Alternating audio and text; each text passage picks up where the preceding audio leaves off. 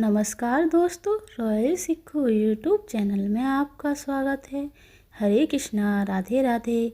आज के इस वीडियो में मैं लेकर आई हूँ आप सभी के लिए वट सावित्री व्रत कथा।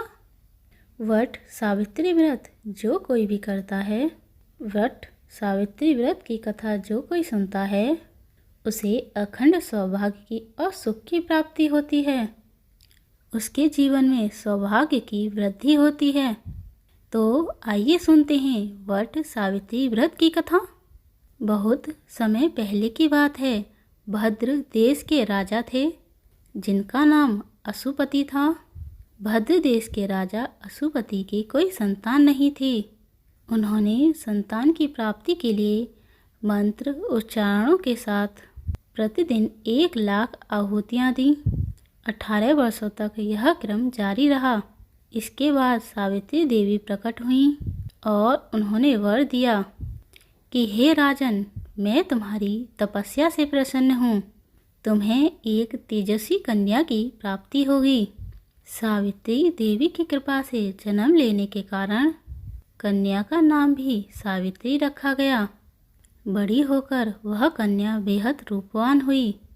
योग्य वर न मिलने के कारण सावित्री के पिता बहुत दुखी रहने लगे। दुखी होकर उन्होंने कन्या को स्वयं ही वर तलाशने के लिए भेज दिया। अब सावित्री तपोवन में भटकने लगी। वहाँ पर सालू देश के राजा ध्रुवसेन रहते थे। उनका राज्य किसी ने छीन लिया था। उनके पुत्र सत्यवान को देखकर सावित्री ने उन्हें पति के रूप में वरण कर लिया। अब नारद जी को यह बात पता लगी। वो राजा अशुपति के पास गए। कहने लगे, हे राजन, ये आप क्या कर रहे हैं? सत्यवान गुणवान हैं, धर्मात्मा हैं, बलवान हैं, परंतु उसकी आयु तो बहुत छोटी है। वह तो अल्पायु है। 1 वर्ष के बाद ही उसकी मृत्यु हो जाएगी। नारद जी की बातें सुनकर राजा अशुपति घोर चिंता में डूब गए। जब सावित्री ने उनसे उनकी चिंता का कारण पूछा, तब राजा ने कहा, पुत्री, तुमने जिस राजकुमार को अपने वर के रूप में चुना है, वह तो अल्पायु है। तुम्हें किसी और को अपना जीवन साथी बनाना चाहिए। तब सावित्री ने कहा, पिताजी, कुंवारी कन्याएं पर एक ही बार पति का वरण करती हैं। राजा एक ही बार आज्ञा देता है और पंडित एक ही बार प्रतिज्ञा करते हैं। कन्यादान भी एक ही बार किया जाता है। सावित्री हठ करने लगी और कहने लगी, मैं सत्यवान से ही विवाह करूंगी। राजा अशुपति ने सावित्री का विवाह सत्यवान के साथ कर दिया। सावित्री अपने ससुराल में पहुंचते ही सास ससुर की सेवा करने लगी।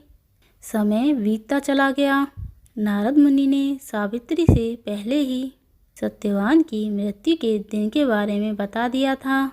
जैसे जैसे वह दिन करीब आने लगा, सावित्री अधीर होने लगी। 3 दिन पहले ही उन्होंने उपवास रखना शुरू कर दिया। खाना पीना सब त्याग दिया। नारद मुनि के द्वारा कहे गए पितरों का पूजन भी किया। इस दिन हर दिन की तरह सत्यवान लकड़ी काटने जंगल गए। तब साथ में सावित्री भी गई। जंगल में पहुंचकर सत्यवान लकड़ी काटने के लिए एक पेड़ पर चढ़ गए। तभी उनके सिर में बहुत तेज दर्द होने लगा। दर्द से व्याकुल सत्यवान पेड़ से नीचे उतर गए।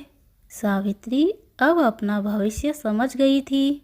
सावित्री सत्यवान के सिर को अपने गोद में रखकर सिर सहलाने लगी। तभी वहाँ पर यमराज आते हुए दिखाई दिए।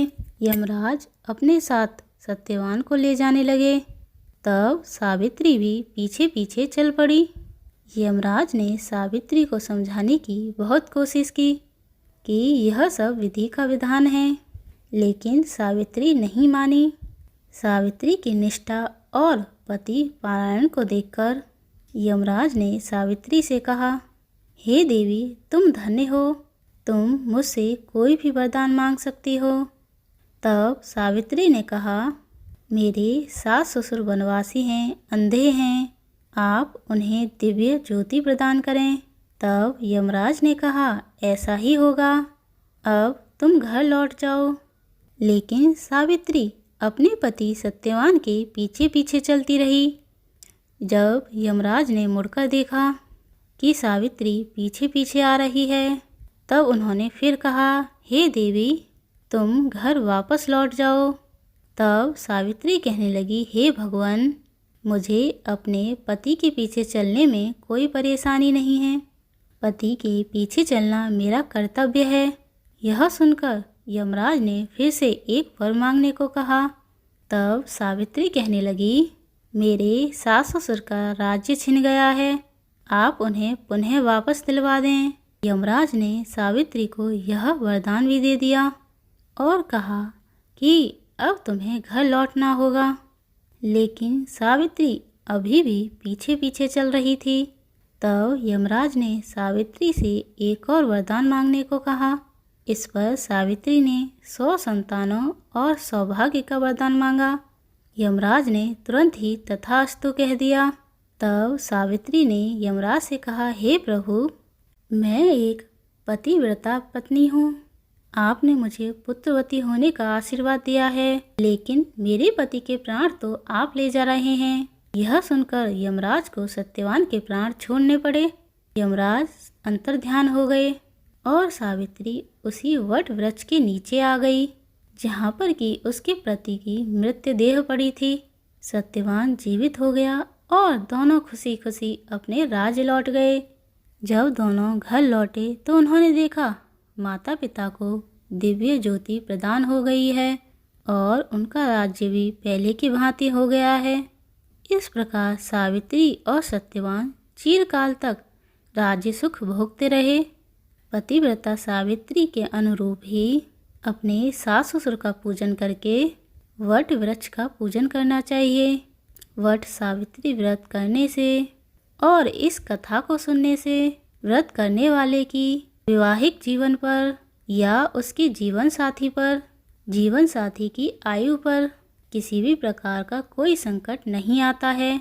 अगर संकट आ भी जाए तो वह टल जाता है।